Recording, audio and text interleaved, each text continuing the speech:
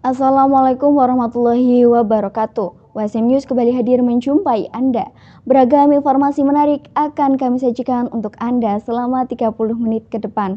Bersama saya Devina Prameswari Putri dan berikut WSM News selengkapnya.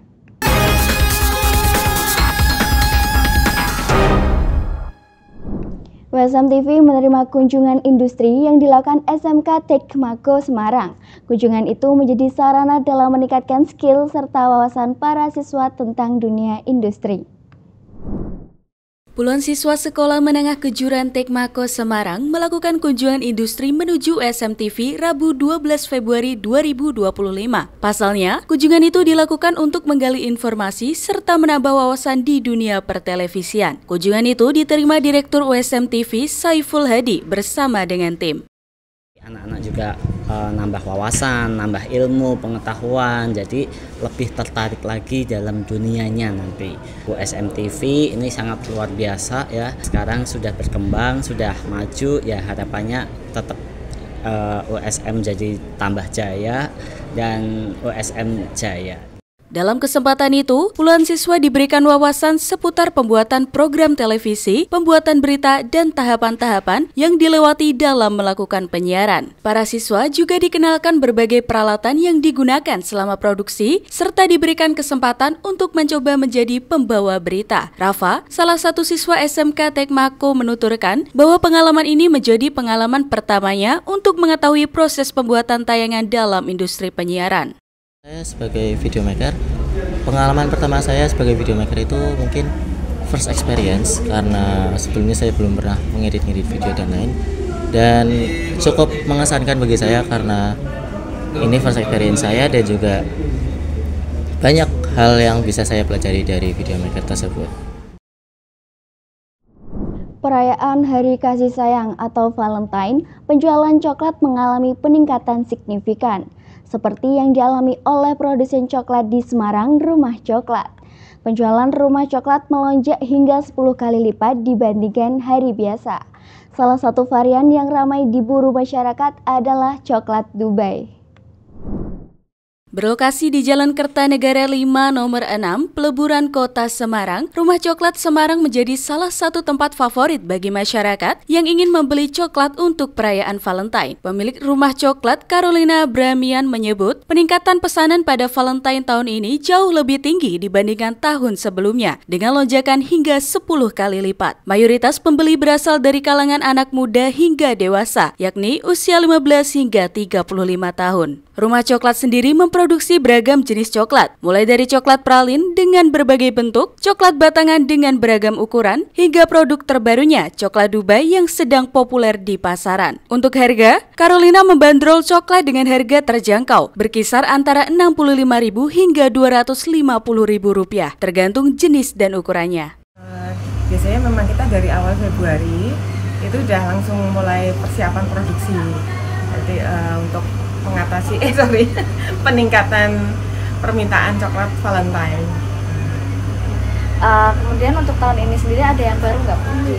Kalau yang terutama yang baru tuh coklat Dubai ya, udah pada nyoba belum nih? Ya, jadi karena memang lagi tren coklat Dubai, terus kita buat seri coklat Dubai yang bentuk hati. Gitu. Untuk sekarang udah ada kira-kira berapa jenis coklat di rumah coklat? Kalau varian kita kan lebih ke pralin ya, yang coklat kecil-kecil aneka rasa itu kita kira-kira ada 50 varian, tapi selalu berputar, jadi nggak semuanya ada gitu. Terus untuk yang kata-kata seperti ini, terus coklat bar, apalagi ya, macam-macam nih, banyak ini parsel gini ya, terus bunga tangkai tapi dari coklat itu juga ada.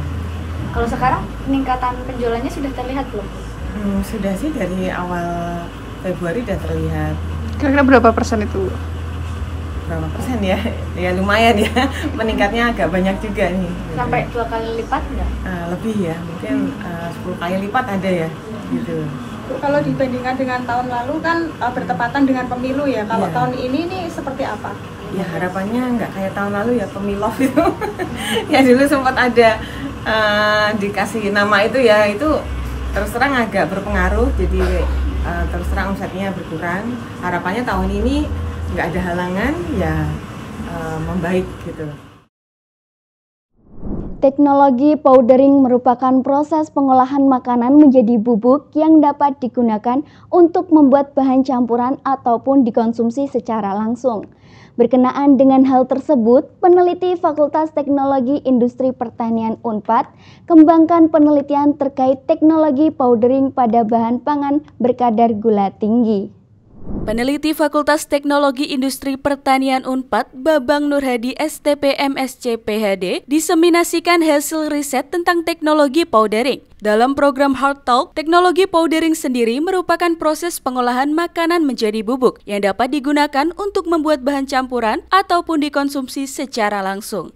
Adapun bahan pangan yang dikeringkan oleh Bambang adalah bahan pangan berkadar gula tinggi seperti madu, sari buah atau buah, dan nira kelapa. Dirinya mengklaim produk honey powder yang dihasilkan kaya akan prebiotik, serta gula amorphous yang memiliki rasa kelapa yang kuat. Dan saya itu bidangnya teknologi powder ya, powder teknologi. Mungkin itu bisa kita angkat ya, misalnya mengeringkan berbagai macam buah-buahan dalam bentuk powder, mungkin madu, kemudian nira kelapa dan sebagainya. Ini alhamdulillah saya itu ada paten di Singapura ya. Kemudian saya juga yang itu tentang prebiotik honey powder. Kemudian yang satu lagi tentang nira kelapa. Ini dikomersialisasikan di Jawa Tengah di Purwokerto. Baru yang kondisi existing yang ada agak berbeda dengan produk yang kita hasilkan. Misalnya kayak honey powder gitu ya. Honey powder sudah banyak. Susu formula yang buat anak-anak itu ada rasa honey, itu berarti pakai honey powder. Cuma honey powder yang kami kembangkan di sini honey powder tanpa menggunakan filler yang dalam hal ini adalah prebiotik. Jadi tidak meningkatkan IG ya, indiglycemic. Jadi aman gitu, lebih sehat, kaya akan prebiotik. Begitu juga dengan nira kelapa. Nira kelapa biasanya kita tahu seperti gula semut ya, gula cetak. Nah ini sekarang ini kita buat jadi gula amorphous, rasa kelapanya sangat kuat. Jadi rasa sensasi gurihnya juga ada selain manis. Sementara itu, tantangan terbesar dalam penelitian ini adalah meningkatkan produktivitas, efisiensi, dan efektivitas. Babang Nurhadi menambahkan, penelitian ini diharapkan dapat bermanfaat. Tantangannya ya sebetulnya mungkin kadang-kala hambatan ada aja ya Bu ya, misalnya ada alat kita yang rusak gitu ya. Yang pasti sih selama ini tantangan terbesarnya adalah sebetulnya kita nggak pernah selalu puas. Jadi kita selalu ingin mencari bagaimana proses ini bisa terus meningkat efektivitasnya, efisiensinya gitu ya. Mungkin itu ya tantangan bagaimana terus meningkatkan produktivitas, efisiensi, dan efektivitas. Hasil penelitian ini kita harapkan bisa bermanfaat gitu ya, bisa diaplikasikan. Nah karena kan seperti moto dari Unpad kan bisa bermanfaat ya, universitas bermanfaat dan itu yang kita pengen kejar gitu ya. Kemudian juga ini kan sebetulnya kayak tagline Bina Mulia Hukum dan Lingkungan. Ini kita concern juga ke lingkungan, limbah produk samping ini bisa kita olah menjadi produk yang lebih memiliki nilai jual yang tinggi ya. Dari Jatinangor, Sumedang, Tim Liputan Divya Unpad TV melaporkan untuk USM TV. Pemirsa, Universitas Hasanuddin Makassar menggelar Unhas Open Day 2025 sebagai ajang bagi calon mahasiswa untuk mengenal lebih dekat tentang Unhas. Berbagai informasi seperti penerimaan mahasiswa baru, beasiswa hingga program kelas internasional bisa didapatkan para siswa dalam acara tersebut. Universitas Hasanuddin Makassar menggelar Unhas Open Day 2025 sebagai ajang bagi calon mahasiswa untuk mengenal lebih dalam fakultas dan program studi yang tersedia. Kegiatan ini berlangsung selama 2 hari dimulai 8 Februari 2025, bertempat di JK Arenatorium Unhas dan menghadirkan berbagai kegiatan informatif serta interaktif. Unhas Open Day ini telah memasuki tahun ketiga sebagai bagian dari komitmen Unhas dalam memberikan informasi transparan kepada calon mahasiswa baru. Pada tahun ini, ada lebih dari 3.000 peserta dari sejumlah daerah di Sulawesi Selatan hadir dalam UOD 2025. Dengan mengenal lebih awal, mereka bisa memahami prospek jurusan mereka ke depan. Selain itu, juga disediakan kampus tour agar peserta dapat melihat langsung fasilitas kampus. Rektor Universitas Hasanuddin Makassar, Profesor Dr. Insinyur Jamaluddin Jompa MSc, menegaskan pentingnya keterbukaan informasi dalam membantu calon mahasiswa mahasiswa menentukan pilihan akademiknya. Ia menyebutkan bahwa setiap tahun Unhas menerima lebih dari 80.000 pendaftar, namun hanya sekitar 10.000 yang diterima. Ya, ini juga adalah tanggung jawab Unhas untuk melayani masyarakat umum. Tidak boleh ada yang membeli kucing dalam karung, ya. Dan tentu juga kita berharap bahwa dengan adanya Unhas Open Day ini, prodi-prodi baru yang selama ini belum diketahui, mereka bisa berminat masuk karena kemudian mereka bisa bertanya, prodi apa sih ini? Misalnya metalurgi. Ngapain sih ada metalurgi? Apa itu metalurgi? Nah, kalau nggak ada acara ini, pasti mereka susah membaca, kemudian mungkin membaca tapi kurang mengerti, sehingga hari ini betul-betul akan menjadi momen bagi anak-anak kita untuk mendapatkan informasi. Itulah akuntabilitas Unhas untuk keterbukaan informasi publik untuk supaya mereka bisa tahu apa yang akan mereka pilih nanti. Oke. Ia juga mengingatkan bahwa meskipun tidak semua calon mahasiswa diterima di pilihan pertama mereka, masih banyak peluang di program studi lain, termasuk yang telah disesuaikan dengan kebutuhan dunia kerja. Sebagai tanda dimulainya Unhas Open Day 2025 secara resmi, Rektor Unhas melakukan pemukulan gong, didampingi Wakil Rektor dan para pimpinan lingkup Unhas. Kegiatan ini menghadirkan berbagai aktivitas menarik, mulai dari pameran fakultas, presentasi program studi, hingga pertunjukan seni dari mahasiswa. Sebanyak 17 booth fakultas dan sekolah, serta booth khusus penerimaan mahasiswa baru, beasiswa, dan kelas internasional, siap memberikan informasi lebih mendalam mengenai kehidupan akademik di Unhas. Rahmatia Zulkarnain, Unhas TV. Unik dan jarang terjadi, untuk pertama kalinya Mertibumi Serasi Sendang Sekar Pembayun Kecamatan Kaliwungu Kabupaten Semarang dengan diawali kirap kemudian puncaknya prosesi pengambilan air sendang yang akan digunakan untuk Jamas Pusaka di Pendopo Kabupaten Semarang dalam rangka perayaan Hari Jadi Kabupaten Semarang ke-504. Untuk melestarikan dan memperkenalkan tradisi dan budaya kepada generasi muda dan masyarakat umum, warga Kecamatan Kaliwungu, Kabupaten Semarang menggelar tradisi untuk Mertibumi Serasi di Sendang Sekar Pembayun yang terletak di area persawahan warga, yang merupakan sendang peninggalan Putri Keraton Mataram. Sendang Sekar Pembayun sendiri terletak di Desa Kaliwungu, Kecamatan Kaliwungu, di perbatasan Kabupaten Semarang dan Kabupaten Boyolali. Sejarah singkat sendang ini merupakan tempat petirtaan Putri Keraton Mataram kuno, Putri Sekar Pembayun dan abdi dalem atau pendampingnya Nyai Sedang Sari. Sendang ini sendiri dari dulu hingga saat ini juga masih diperuntukkan untuk sumber kehidupan dan kebutuhan air, dari irigasi sawah hingga kebutuhan air di rumah tangga, dan juga sebagai tempat wisata religi di Kabupaten Semarang. Ritual tradisi Mertibumi Serasi yang digelar untuk kali pertama ini diawali dengan kirap budaya dengan simbolis dilakukan di rumah kades pertama dengan penyerahan gayung yang akan digunakan untuk ritual pengambilan air pawirta suci di Sendang. Kirap merujuk ke lokasi Sendang kemudian diawali dengan tradisi pelepasan ikan mujair dadila, kemudian pelepasan burung merpati, dan dipungkasi dengan acara inti, yaitu pengambilan air Sendang pawirta suci untuk dibawa dan disimpan selama 5 hari di makam Nyai Sedang Sari, yaitu pendamping Putri Keraton Mataram, yang nantinya pada tanggal 14 akan dipergunakan untuk menjamas pusaka di Pendopo Kabupaten Semarang guna memperingati Hari Jadi Kabupaten Semarang. Diharapkan dengan digelarnya tradisi Mertibumi Serasi ini dapat melestarikan peninggalan dan budaya leluhur ratusan tahun lalu kepada generasi muda dan juga ikut mengenalkan tradisi unik di Kabupaten Semarang.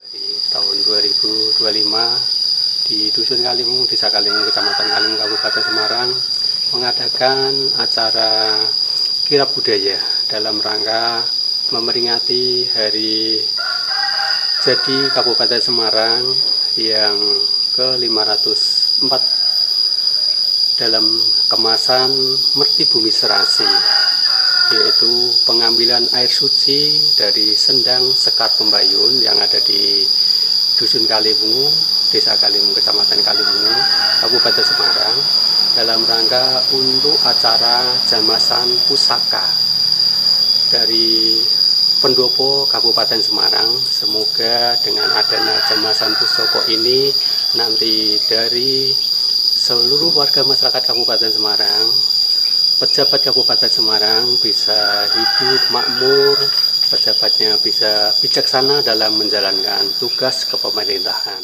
Memang sebagai sumber kehidupan masyarakat di Kaliwungu, seperti untuk sarana air bersih, untuk sarana irigasi, kemudian karena di depan Sendang merupakan hamparan lahan pertanian yang luas yang setiap saat ditanami padi tersebut mendapat air dari mata air Sendang Sekar Pembayun.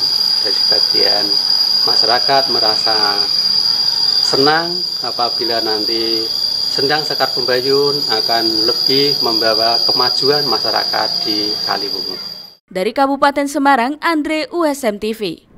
Perhutani Kesatuan Pemangkuan Hutan atau KPH Purwodadi bersama Kodim 0717 Purwodadi melaksanakan penanaman pohon buah yaitu alpukat, pete, kepundung, serta bibit pohon jati dengan total sebanyak 225 bibit yang ditanam di petak 147B dengan luas 0,9 hektar di RPH Jati Pohon.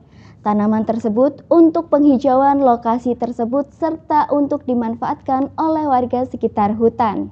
Penanaman pohon dan buah yang dilaksanakan oleh Perhutani KPH Purwodadi dan bekerja sama dengan Kodim 0717 Purwodadi dalam rangka menjaga kelestarian lingkungan hidup dan program TNI Manunggal dengan Alam Kodim 0717 Purwodadi, di mana hutan tersebut sudah dianggap gundul sehingga perlu dilakukan penghijauan kembali. Dan sebenarnya program ini tidak hanya menanam pohon tetapi juga menanam mangrove di sekitar pantai. Namun karena Grobogan tidak ada pantai, sehingga pihak Kodim menanam pohon di kawasan hutan yang dianggap sudah tidak ada tanamannya atau gundul.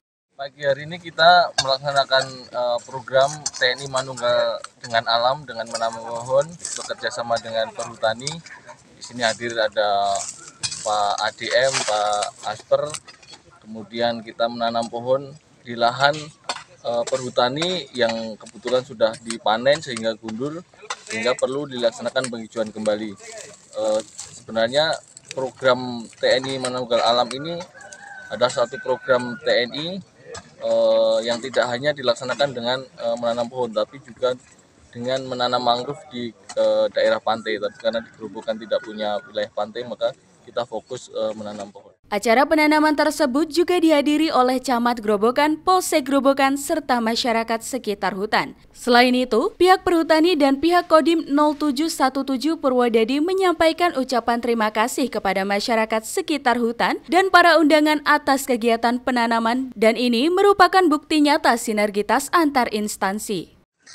Ya, ini kegiatan TNI Manunggal Alam sangat kita apresiasi kiprah dari TNI. Untuk tahun ini saja kita sudah 2 kali melakukan kegiatan bersama TNI.